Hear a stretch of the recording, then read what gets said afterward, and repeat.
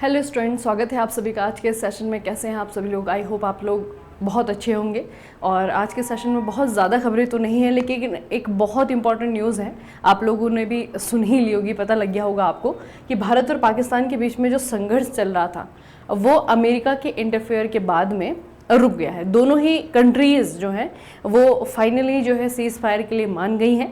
उसके बाद हालांकि पाकिस्तान की तरफ से लगातार न्यूज़ आ रही है कि वो लगातार सीज़ फायर का उल्लंघन कर रहा है ना, लेकिन फिलहाल न्यूज़ ये है कि युद्ध जो है आपका टाला गया है ना। युद्ध जो है बड़े युद्ध होने की तरफ जो चल रहा था, जो भी आपके सिनारियो जा रही थी बड़े युद्ध की तरफ, वो आपका टल गया है।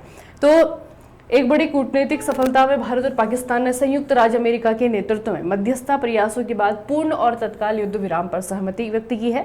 घोषणा किसके द्वारा की गई? अमेरिकी राष्ट्रपति डोनाल्ड ट्रंप के द्वारा। इन्होंने ट्रुथ सोशल पर एक पोस्ट साझा करने के बाद में किया, जिसमें कि इन्होंने लिखा कि दोनों कंट्रीज ने कॉमन सेंस, सामान्य ज्ञान और महान बुद्धिमत्ता का प्रयोग करने के लिए उन्होंने बधाई दी भारत और पाकिस्तान को। ठीक है, अब इसके बाद में ये जो डोनाल्ड ट्रंप का ट्वीट था, उसके बाद में भारत की तरफ से जो ऑफिशियल ब्रीफिंग दी गई वो दी गई भारत के विदेश सचिव। आजकल इनका नाम काफ़ी ज़्यादा सुनने को मिल रहा है, क्योंकि लगातार जो प्रेस ब्रीफिंग हो रही है वो इनके द्वारा ही लीड की जा रही है ना। तो इनका नाम बच्चे याद रखना, ये भारत के विदेश सचिव हैं, नाम है इनका विक्रम मिश्री।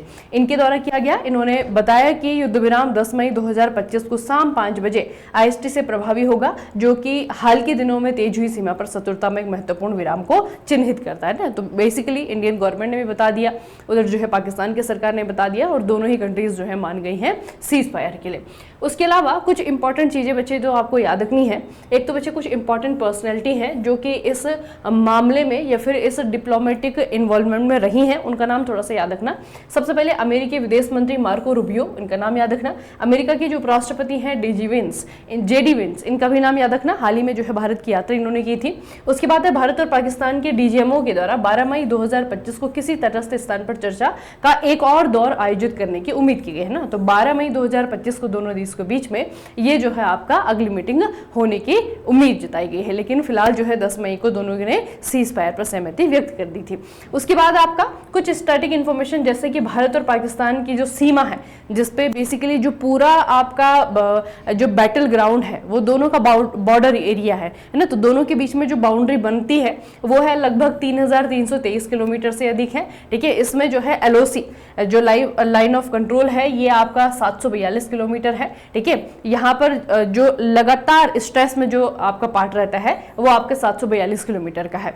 उसके बाद में है पिछला युद्ध विराम समझौता, यानी कि जो सीज फायर समझौता हुआ था दोनों कंट्रीज के बीच में, वो फरवरी 2021 में, जो कि 2023-24 में बढ़ते तनाव के कारण टूट गया था। तो फरवरी 2021 में जो है, इससे पहले दोनों देशों के बीच में इस तरीके के सीज फायर के लिए समझौता हुआ था।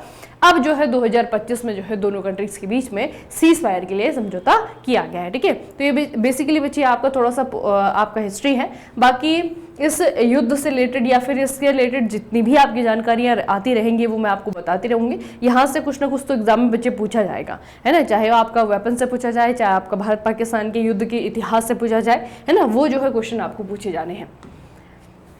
अब देखना बच्चे, आप लोग देखिए, आप लोगों ने युद्ध में जो है बहुत सारे विमानों का नाम तो ऑलरेडी सुन लिया होगा, है ना। राफेल जेट जो है भारत के पास में, जो फ्रांस से हमने खरीदा है, उसका नाम आपने सुना होगा। तो बच्चे जो राफेल लड़ाकू विमान है उसमें जो हथियार इस्तेमाल किए जा रहे हैं, उन हथियारों में जो है आपका एक बहुत ही इंपॉर्टेंट हथियार है ब्रह्मोस मिसाइल, है ना। ब्रह्मोस मिसाइल जो है भारत और रशिया के बीच जो है जो कंपनी है दोनों के द्वारा मिल करके इसे बनाया गया है। तो इससे रिलेटेड न्यूज़ क्या है? इससे रिलेटेड न्यूज़ ये है कि 11 मई 2025 को रक्षा मंत्री राजनाथ सिंह के द्वारा लखनऊ में उत्तर प्रदेश रक्षा औद्योगिक गलियारे में ब्रह्मोस सुपरसोनिक क्रूज मिसाइल उत्पादन सुविधा का वर्चुअल उद्घाटन किया गया है। ठीक है, तो आपको पूछा जाएगा कि सुपरसोनिक क्रूज मिसाइल यानी कि ब्रह्मोस का जो उत्पादन सुविधा है, ठीक है, प्रोडक्शन यूनिट है, तो प्रोडक्शन फैसिलिटी है, प्रोडक्शन यूनिट कहिए, उसे इनोग्रेट किया गया है। कहाँ पे? लखनऊ में, उत्तर प्रदेश में। लगभग 300 करोड़ रुपए के निवेश से निर्मित इस इकाई का लक्ष्य सालाना 80 से लेकर के 100 ब्रह्मोस मिसाइल का निर्माण करना होगा, जो कि बढ़ती क्षेत्रीय सुरक्षा चिंताओं के बीच रक्षा विनिर्माण में भारत की आत्मनिर्भरता को महत्वपूर्ण रूप से बढ़ाएगा, है ना। तो मिसाइल्स के लिए या फिर इस प्रकार के हथियार के लिए हमें किसी और पे डिपेंड फिर नहीं रहना पड़ेगा, क्योंकि हमारे देश में ही अगर मैन्युफैक्चरिंग फैसिलिटी होगी ना, तो ऑब्वियस सी बात है कि हम बाहर से क्यों लेंगे चीज़ों को। तो ब्रह्मोस की एक मैन्युफैक्चरिंग फैसिलिटी, प्रोडक्शन फैसिलिटी जो है आपका लखनऊ उत्तर प्रदेश में बनाई जाएगी, ठीक है। उसके अलावा कुछ स्टैटिक पॉइंट जो है आपको ब्रह्मोस मिसाइल के बारे में याद रखना है। तो एक इसका टाइप क्या है जो हम इस्तेमाल कर रहे हैं, सुपरसोनिक क्रूज मिसाइल है। ये किसके द्वारा डेवलप किया गया है, ब्रह्मोस एरोस्पेस के द्वारा किया गया है। ये एक ज्वाइंट वेंचर है इंडिया और रसिया का, ठीक है। स्पीड कितनी है इसके जो है आपका 2.8 मैक तक है। इसकी रेंज कितनी है, 290 से लेकर के 400 किलोमीटर तक है। और लॉन्च कैपेसिटी क्या है, इसे आप भूमि से लॉन्च कर सकते हैं, इसे समुद्र से लॉन्च कर सकते हैं, इसे हवा से लॉन्च किया जा सकता है, ठीक है। और इसके बच्चे जो गाइडेंस सिस्टम है, ये है आपका फायर एंड फॉरगेट, है ना, दागो और भूल जाओ, इस कॉन्सेप्ट पे जो है आपका काम करता है। तो ब्रह्मोस के बारे में याद रखना, और ब्रह्मोस से रिलेटेड जो भी नया डेवलपमेंट हुआ है वो भी आपको याद रखना है। अगली जो आपकी न्यूज़ है ये एक स्टेट से रिलेटेड स्टेट है आपका यूपी सरकार ने हाल ही में विश्व बैंक के सहयोग से एक नई चीज जो है आपके अपने स्टेट में अनाउंस किया है। तो विश्व बैंक के सहयोग से यूपी एग्रीज और AI प्रज्ञा, इसका शुभारंभ उत्तर प्रदेश में कृषि और डिजिटल परिवर्तन के लिए एक महत्वपूर्ण मील का पत्थर है। इन योजनाओं का उद्देश्य कृषि उत्पादकता को बढ़ावा देना है और 10 लाख युवाओं को आर्टिफिशियल इंटेलिजेंस में प्रशिक्षित करना है, जो कि राज्य के दीर्घकालिक आर्थिक और रोजगार लक्ष्यों के साथ में संरक्षित है। तो बेसिकली बच्चे आपका यूथ कह लीजिए, यूथ डेवलपमेंट हो गया, आपका एग्रीकल्चर डेवलपमेंट हो गया, दोनों को ध्यान में रखते हुए जो है आपका वर्ल्ड बैंक के सहयोग से उत्तर प्रदेश की सरकार ने 2 नई योजनाओं को शुरू किया है। एक तो आपका AI प्रज्ञा है, ठीक है, AI प्रज्ञा, और एक है आपका यूपी एग्रीज, है ना। तो एग्रीज से आपको समझ में आ रहा होगा कि एग्रीकल्चर से रिलेटेड है, और AI से आपको समझ में आ रहा होगा कि एग्रीकल्चर में किस तरीके से आर्टिफिशियल इंटेलिजेंस का इस्तेमाल करना है, ठीक है, उससे रिलेटेड है। तो यूपी सरकार का सहयोग याद रखना वर्ल्ड बैंक के साथ में हुआ है।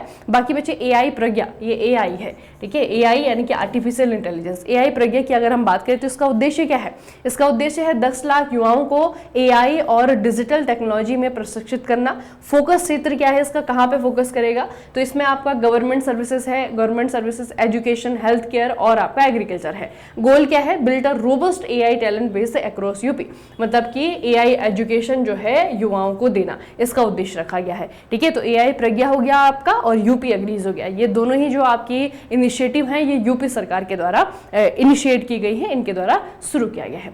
अगली बच्ची जो आपकी न्यूज़ है इन्वायरमेंट से रिलेटेड है, काफ़ी इंपॉर्टेंट न्यूज़ है, थोड़ा सा ध्यान से देखना इसे। अभी मई 2025 में केंद्रीय वाणिज्य और उद्योग मंत्रालय के द्वारा भारत के जलीय कृषि क्षेत्र में कई चिकित्सीय रूप से महत्वपूर्ण रोगाणुरोधी दवाइयाँ, इनमें जो न्यूज़ है वो किसके बारे में है, रोगाणुरोधी दवाओं के बारे में है ना। रोगाणुरोधी दवाओं का मतलब कि ऐसी दवाई जो कि वायरस को मारती हैं, जो कि बैक्टीरिया को मारती हैं ना, छोटे छोटे जो माइक्रो ऑर्गेनिज्म होते हैं उनको मारने का काम करती हैं। तो रोगाणुरोधी दवाइयों के उपयोग पर बैन लगाने का एक ऐतिहासिक डिसीजन जो है आपका वो जारी किया है, ठीक है। तो ये थोड़ा सा याद रखना है कि जो माइक्रोबियल्स है या फिर जो आपकी ये रोगाणुरोधी दवाइयां हैं इन पे बैन क्यों लगाया जा रहा है, ऐसा क्या हो रहा है ना। तो यहाँ पे बच्चे एक चीज देखिए आप, ये है जलीय कृषि क्षेत्र में, ठीक है, जलीय कृषि यानी कि बहुत सारी चीज को प्रोड्यूस किया जाता है भारत में भी, है ना। सी प्रोडक्ट की अगर हम बात करें, जैसे कि झींगे की खेती की जाती है, आपका प्रॉन्स हो गया, इस तरीके से जो है आपका सी फूड को प्रोड्यूस किया जाता है, तो वो जो है आपका जलीय कृषि है, ठीक है। तो जलीय कृषि में इस तरीके की रोगाणुरोधी को जो है आपका दवाओं का जो इस्तेमाल है उसको बैन किया जा रहा है, उसको जो है आपका सस्पेंड किया जा रहा है, ठीक है। उसके अलावा ये कदम क्यों उठाया गया है, तो यह कदम रोगाणुरोधी प्रतिरोध के बारे में बढ़ती चिंताओं के जवाब में उठाया गया है, जो कि जलीय कृषि सहित खाद्य उत्पादन में एंटीबायोटिक दवाओं के दुरुपयोग से बढ़ रहा है। यह प्रतिबंध, जिसमें कि एंटीबायोटिक्स, एंटीवायरल, एंटीप्रोटोजोअल्स की एक विस्तृत श्रृंखला शामिल है, इसका उद्देश्य सार्वजनिक स्वास्थ्य और भारत की तेजी से बढ़ते हुए समुद्री खाद्य निर्यात उद्योग दोनों की रक्षा करना है ना। तो बेसिकली हमारे यहाँ पे जो सी फूड प्रोड्यूस किया जा रहा है उसके अंदर जब ऐसी दवाइयों का इस्तेमाल हो रहा है तो ऑब्वियस सी बात है कि हम तो बच्चे इसे बेचते भी हैं, है ना, अपना तो कंज्यूम कर ही रहे हैं, साथ में जो है आपका निर्यात भी किया जा रहा है, तो इस पर इसका बुरा असर ना पड़े इसलिए जो है इन दवाओं का यहाँ पे जो है बैन जरूरी है, ठीक है। तो एक फूड सिक्योरिटी इंश्योर करने के लिए सरकार के द्वारा ये डिसीजन लिया गया है, ये इन्होंने डिसीजन लिया। बाकी बच्चे अगर हम एक्वाकल्चर में भारत की भूमिका अगर देखेंगे तो दुनिया भर में भारत जो है तीसरा सबसे बड़ा मछली उत्पादक देश है, दूसरा सबसे बड़ा जलीय कृषि उत्पादक है, ठीक है, और तीसरा सबसे बड़ा समुद्री भोजन निर्यातक है। जो सी फूड होता है, समुद्री भोजन, इसको जो है एक्सपोर्ट करने वाला, निर्यात करने वाला तीसरा सबसे बड़ा देश है। तो भारत की स्थिति एक्वाकल्चर मतलब अच्छी है। तो इस तरीके की दवाओं से अगर ये स्थिति खराब हो रही है तो सरकार के द्वारा डिसीजन लिया गया है कि इस तरीके की दवाएं जो है इस्तेमाल करना अब एक्वाकल्चर में कम से कम कर दिया जाएगा, इसे बैन कर दिया जाएगा, ठीक है। बाकी बच्चे, इसका उद्देश्य लक्ष्य तो एंटी माइक्रोबियल जो प्रतिरोध है, इसे इस शब्द को थोड़ा सा याद रखना, AMR का मतलब है एंटी माइक्रोबियल रेजिस्टेंस, ठीक है। इसमें बहुत सारी दवाइयां आती हैं, एंटीमाइक्रोबियल में जो है आपका एंटीवायरस भी आती है, एंटीबायोटिक भी आती है ना, एंटी प्रोटोजोअल्स भी आती हैं। तो बेसिकली जो छोटे छोटे जीव है ना, उनको मारने के लिए जो दवाइयां इस्तेमाल की जाती हैं, उनका जब बहुत ज़्यादा एक्सेस इस्तेमाल होता है तो जो फूड सिक्योरिटी है सी फूड में, वो नहीं रह पाती है, ठीक है। तो ये जो है आपको याद रखना है कि इसलिए भारत सरकार ने डिसीजन लिया है। अगली बच्चे जो न्यूज़ है उसका थोड़ा सा मैं आपको आधार बता रही हूँ। यूके सुप्रीम कोर्ट के द्वारा जो है आपका वुमन, लड़की होने की एक लीगल डेफिनेशन जारी की गई थी, ठीक है। और उन्होंने कहा था कि बायोलॉजिकल सेक्स यानी कि जो जिस लिंग के साथ में पैदा हुआ है, अगर वो लड़की के रूप में पैदा हुआ है तभी जो है उस व्यक्ति को औरत कहा जाएगा, वुमन कहा जाएगा, है ना। क्योंकि अधिकतर आजकल आप लोगों ने देखा होगा कि बहुत सारी जो है आपके ट्रांसजेंडर वुमेन्स है। ट्रांसजेंडर का मतलब है कि उन्होंने जन्म तो लिया है बालक के रूप में, लड़के के रूप में, लेकिन बाद में जो है आपका वो सेक्स चेंज जो सर्जरी होती है उनको करवा करके, या फिर हार्मोनल चेंजेस की जो आपकी दवाइयां आती हैं उनको लेकर के अपना जो सेक्स है वो चेंज करवा देती हैं, ठीक है। तो उस तरीके की जो महिलाएं यानी कि जो ट्रांस वुमन है, उनको जो है आपका वुमन होने का दर्जा नहीं दिया है यूके सुप्रीम कोर्ट ने, ठीक है। तो ये थोड़ा सा याद रखना बच्चे। और इसी के बाद में इंग्लैंड का जो वेल्स क्रिकेट बोर्ड है, इन्होंने एक डिसीजन लिया है ACB के द्वारा। इन्होंने कहा है कि अब किसी भी लेवल पे जो क्रिकेट है, क्रिकेट में किसी भी प्रकार की जो प्रतिस्पर्धा है, उसमें चाहे आपका नेशनल लेवल हो गया, इंटरनेशनल लेवल हो गया, तो किसी भी प्रकार की प्रतिस्पर्धा है वहां पर इस प्रकार की जो वुमेन्स यानी कि ट्रांस वुमन है उनको प्रतिभाग करने का अनुमति नहीं दी जाएगी, ठीक है। तो ये किसका डिसीजन है? बेसिकली आपको इस क्रिकेट बोर्ड का नाम याद रखना है, ये आपका ECB, England and Wales cricket board, इनके द्वारा डिसीजन लिया गया है। अगली जो बच्चे आपकी न्यूज़ है ये स्टेट से रिलेटेड है।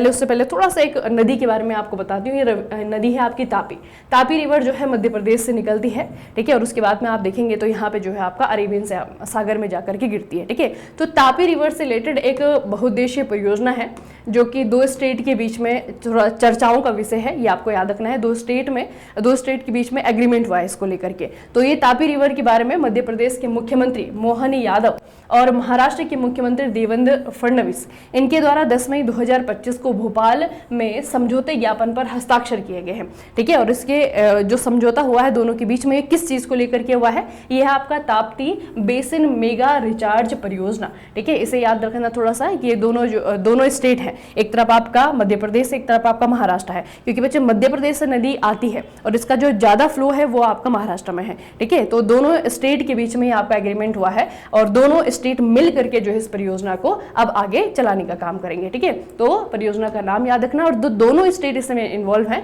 वो आपको याद रखना है। बाकी अगली जो न्यूज़ है वो USA से रिलेटेड है। स्टार्ट भी हमने USA के साथ में की थी और चलिए अभी एक और है। तो राष्ट्रपति डोनाल्ड ट्रंप के द्वारा 8 मई को द्वितीय विश्व युद्ध के लिए विजय दिवस के रूप में नामित करने के लिए घोषणा पत्र पर हस्ताक्षर किए गए हैं। बेसिकली आपको पूछा जाएगा 8 मई को द्वितीय विश्व युद्ध का विजय दिवस ये कौन से कंट्री के द्वारा सेलिब्रेट किया जा रहा है? तो ये आपका USA के द्वारा, ठीक है। बस इतना आपको याद रखना है कि USA के द्वारा द्वितीय विश्व युद्ध का जो विक्ट्री डे है वो 8 मई को सेलिब्रेट करने के लिए जो है इन्होंने घोषणा की है, ठीक है। तो ये आपकी इंटरनेशनल न्यूज़ है।